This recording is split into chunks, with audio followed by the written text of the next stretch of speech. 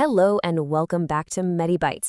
Today, we're diving into a topic that, it might make you feel a little bit squeamish, but trust me, understanding it is one of the best things you can do for your health. We are going to pull back the curtain on the tapeworm. So let's just jump right in with a wild question.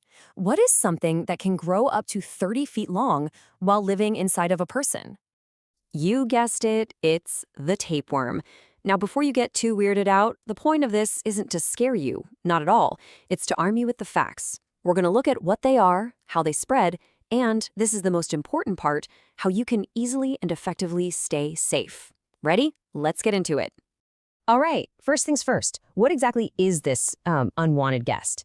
Well, a tapeworm, or a cestode, if you want to get scientific about it, is a parasite.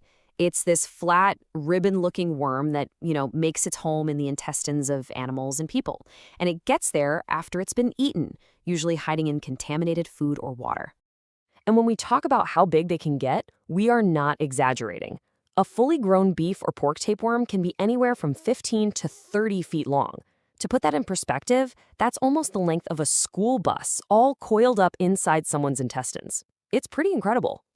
So how does it work? Well, it basically has three parts. You've got the head, which is called the scolex, and it has hooks or suckers to latch on tight to the intestine wall.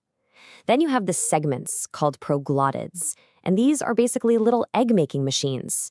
But here's the really wild part, the neck.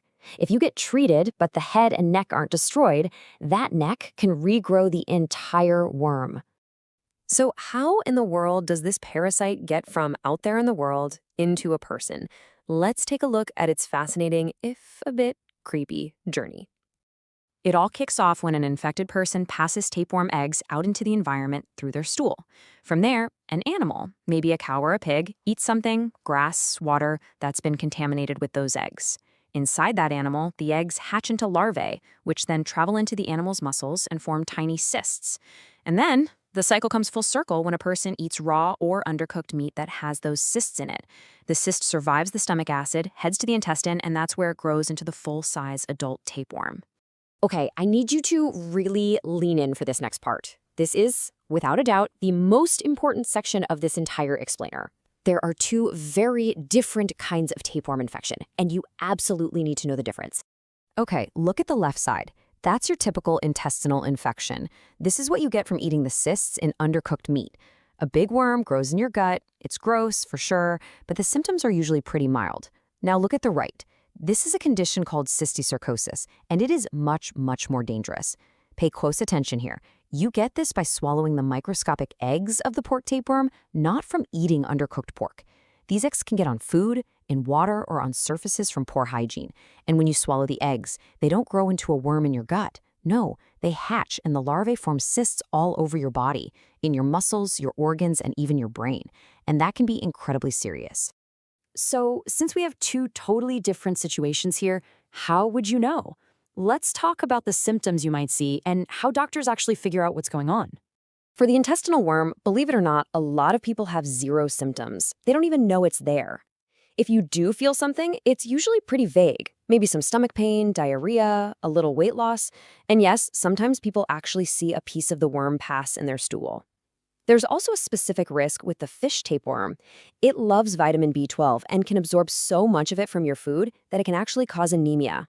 Now, cysticercosis, that is a whole different ballgame.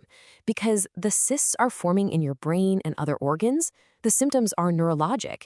We're talking about terrible headaches, seizures, confusion, even muscle weakness or paralysis.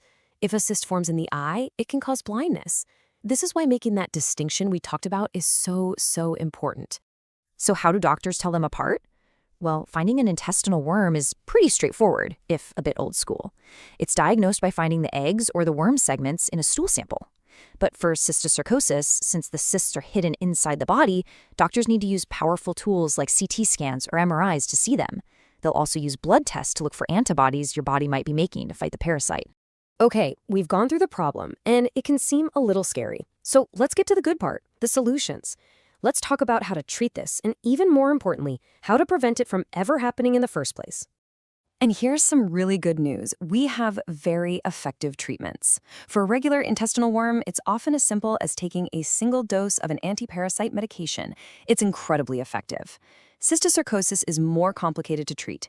It often involves a combination of drugs, steroids to reduce the swelling and inflammation caused by the cysts, especially in the brain, followed by antiparasitic drugs to kill the larvae. And in some situations, surgery might be needed to remove a cyst. But you know what's better than treatment? Prevention. And your number one, absolute best defense is just good old-fashioned hygiene. This is how you stop the spread of those dangerous eggs and prevent cysticercosis. Washing your hands with soap and water, especially after the bathroom and before you cook, is huge. And if you're traveling, be smart. Stick to bottled or treated water, and make sure any fruits or vegetables you eat are either washed well, peeled by you, or cooked. Your second line of defense lives right in your kitchen, a meat thermometer. This is how you kill the cysts in meat and prevent that intestinal infection. For whole cuts of meat like beef or pork, you want to hit at least 145 degrees Fahrenheit and then let it rest for 3 minutes. For ground meats, go higher, 160 degrees. For freshwater fish, 145 degrees will do it. Or if you're into sushi or ceviche, freezing the fish at -4 degrees Fahrenheit for a solid week will also kill any potential parasites. So we'll leave you with this question to think about. After everything we've talked about, knowing that something so intimidating can be prevented with just basic hygiene and proper cooking, how will you think about preparing your next meal?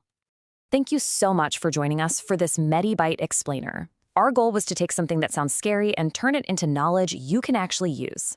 If you found this helpful, please give it a like, share it with someone you know, and of course, subscribe to our channel for more simple, clear health info. We'll see you in the next one.